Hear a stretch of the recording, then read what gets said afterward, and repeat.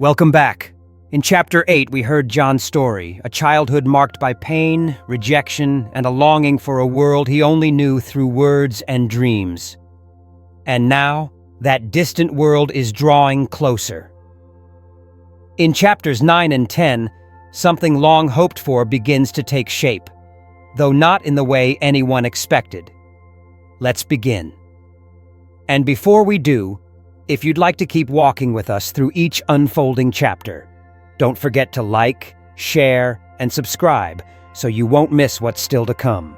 Chapter 9. Lenina felt herself entitled, after this day of queerness and horror, to a complete and absolute holiday. As soon as they got back to the rest house, she swallowed 6 half-gram tablets of soma, lay down on her bed, and within 10 minutes had embarked for lunar eternity. It would be 18 hours at the least before she was in time again. Bernard, meanwhile, lay pensive and wide-eyed in the dark. It was long after midnight before he fell asleep. Long after midnight, but his insomnia had not been fruitless. He had a plan. Punctually, on the following morning, at 10 o'clock, the green-uniformed O.C. Tarun stepped out of his helicopter. Hamard was waiting for him among the agaves. "Miss Crown's gone on Soma holiday," he explained. "Can hardly be back before 5, which leaves us 7 hours. He could fly to Santa Fe, do all the business he had to do, and be in Malpais again long before she woke up. She'll be quite safe here by herself?" "Safe as helicopters," the Octoroon assured him. They climbed into the machine and started off at once. At 10:34, they landed on the roof of the Santa Fe post office. At 10:37, Bernard had got through to the World Controller's office in Whitehall. At 10:37, he was speaking to his lordship's 4th personal secretary. At 10:44, he was repeating his story to the 1st secretary. And at 10:47 and a half, it was the deep, resonant voice of Mustafa Mond himself that sounded in his ears. "I ventured to think," stammered Bernard, "that your Fordship might find the matter of sufficient scientific interest." "Yes, I do find it of sufficient scientific interest," said the deep voice. "Bring these 2 individuals back to London with you. Your Fordship is aware that I shall need a special permit." "The necessary orders," said Mustafa Mond, "are being sent to the warden of the reservation at this moment. You will proceed at once to the warden's office. Good morning, Mr. Marks." There was silence. Bernard hung up the receiver and hurried up to the roof. "Warden's office?" he said to the gamma-green Octoroon. At 10:54, Bernard was shaking hands with the warden. "Delighted, Mr. Marks, delighted!" His boom was deferential. "We have just received special orders." "I know," said Bernard, interrupting him. "I was talking to his Fordship on the phone a moment ago." His bored tone implied that he was in the habit of talking to his Fordship every day of the week. He dropped into a chair. "If you'll kindly take all the necessary steps as soon as possible." "As soon as possible," he emphatically repeated. He was thoroughly enjoying himself. At 11:03, he had all the necessary papers in his pocket. "So long," he said patronizingly to the warden, who had accompanied him as far as the lift gates. "So long." He walked across to the hotel, had a bath, a vibrovac massage, and an electrolytic shave, listened into the morning's news, looked in for half an hour on the televisor, ate a leisured luncheon, and at 2:30 flew back with the Octoroon to Malpais. The young man stood outside the rest house. "Bernard!" he called. "Bernard!" There was no answer. Noiseless on his Dirksen moccasins, he ran up the steps and tried the door. The door was locked. They were gone. Gone. It was the most terrible thing that had ever happened to him. She had asked him to come and see them. ASD, now they were gone. He sat down on the steps and cried. Half an hour later, it occurred to him to look through the window. The first thing he saw was a green suitcase with the initials LC painted on the lid. Joy flared up like fire within him. He picked up a stone. The smashed glass tinkled on the floor. A moment later, he was inside the room. He opened the green suitcase, and all at once he was breathing Lenina's perfume, filling his lungs with her essential being. His heart beat wildly. For a moment, he was almost faint. Then, bending over the precious box, he touched. He lifted into the light. He examined. The zippers on Lenina's spare pair of viscose velveteen shorts were at first a puzzle, then solved, a delight. Zip and then zip, zip and then zip. He was enchanted. Her green slippers were the most beautiful things he had ever seen. He unfolded a pair of zipicamicnics, blushed, put them hastily away again, but kissed a perfumed acetate handkerchief and wound a scarf around his neck. Opening a box, he spilt a cloud of scented powder. His hands were floury with the stuff. He wiped them on his chest, on his shoulders, on his bare arms. Delicious perfume. He shut his eyes. He rubbed his cheek against his own powdered arm. Touch of smooth skin against his face, scent in his nostrils of musky dust, her real presence. "Lenina," he whispered. "Lenina." A noise made him start, made him guiltily turn. He crammed up his thieveries into the suitcase and shut the lid, then listened again, looked. Not a sign of life, not a sound. And yet he had certainly heard something like a sigh, something like the creak of a board. He tiptoed to the door and, cautiously opening it, found himself looking onto a broad landing. On the opposite side of the landing was another door, ajar.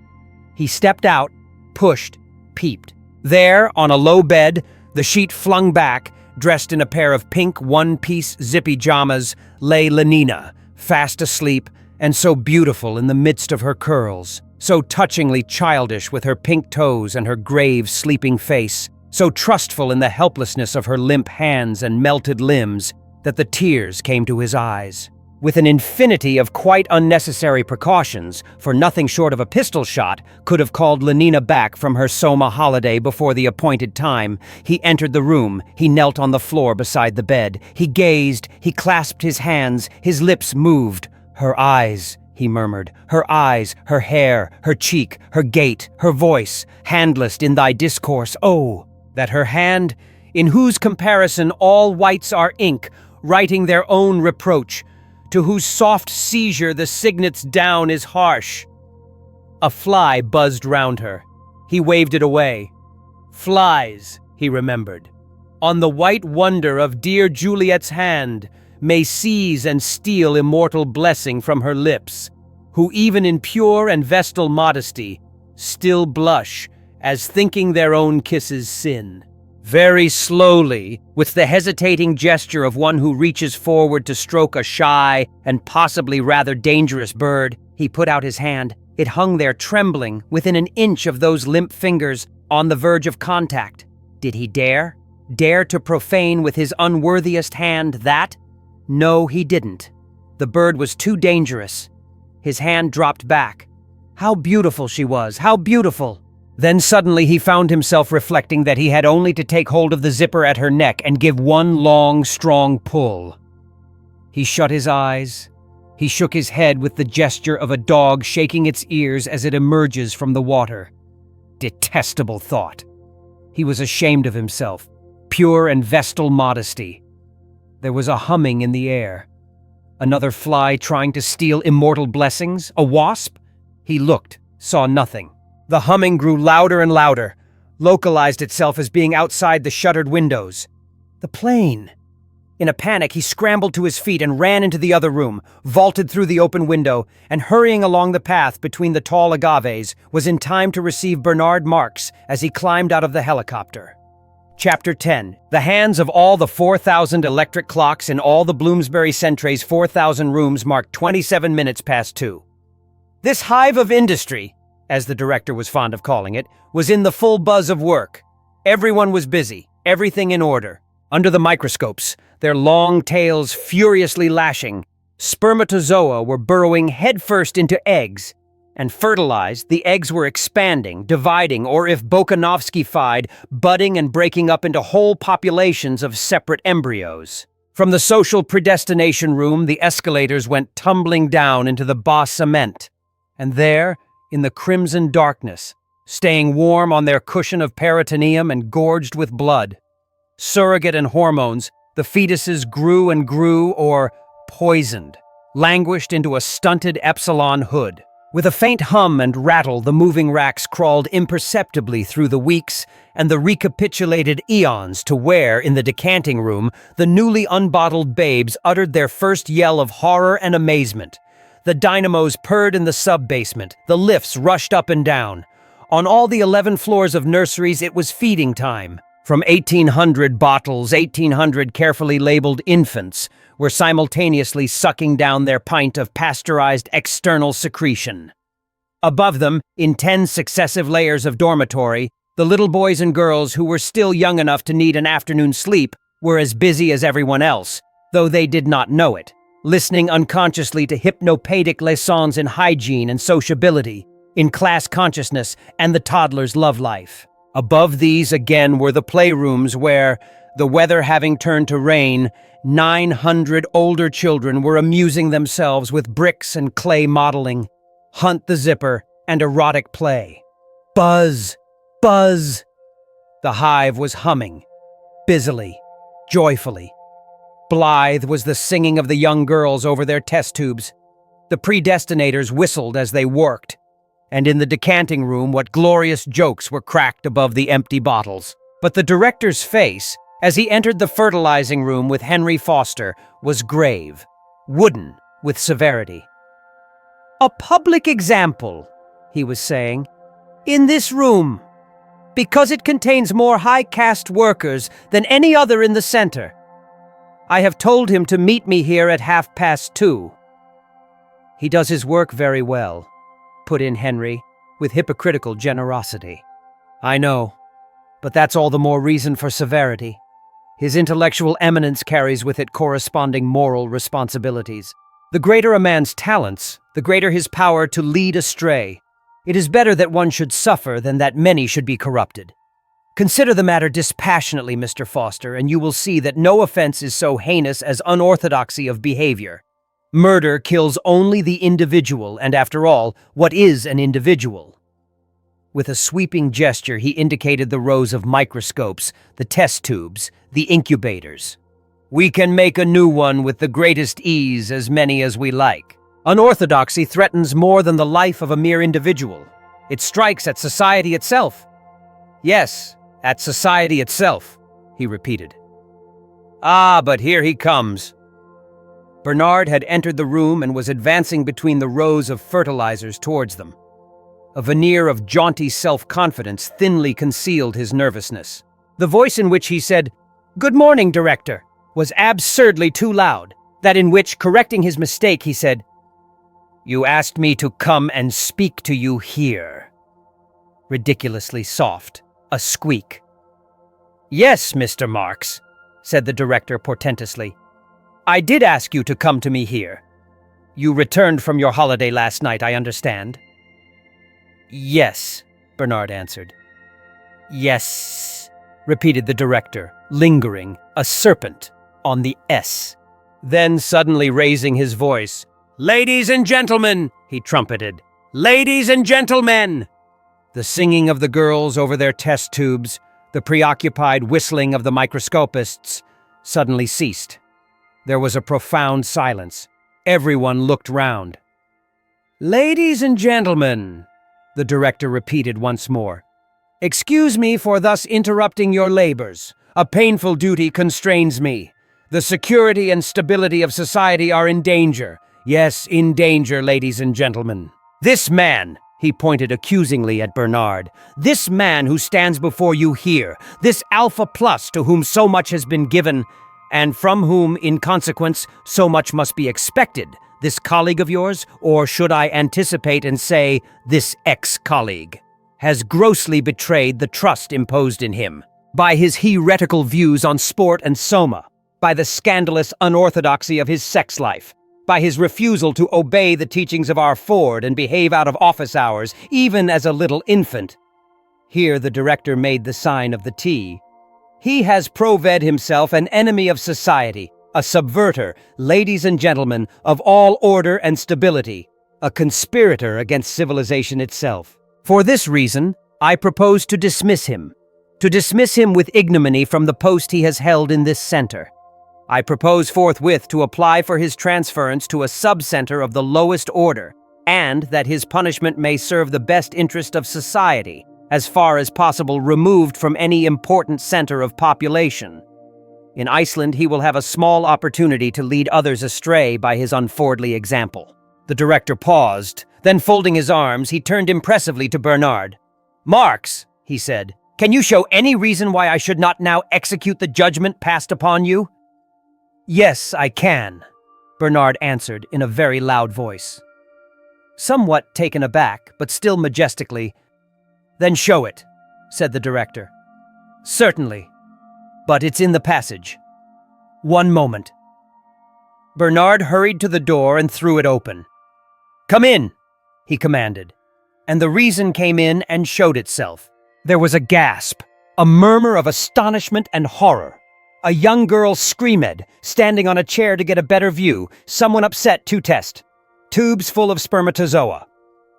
Bloated, sagging, and among those firm, youthful bodies, those undistorted faces, a strange and terrifying monster of middle-agedness, Linda advanced into the room, coquettishly smiling her broken and discolor-red smile and rolling as she walked, with what was meant to be a voluptuous undulation, her enormous haunches. Bernard walked beside her.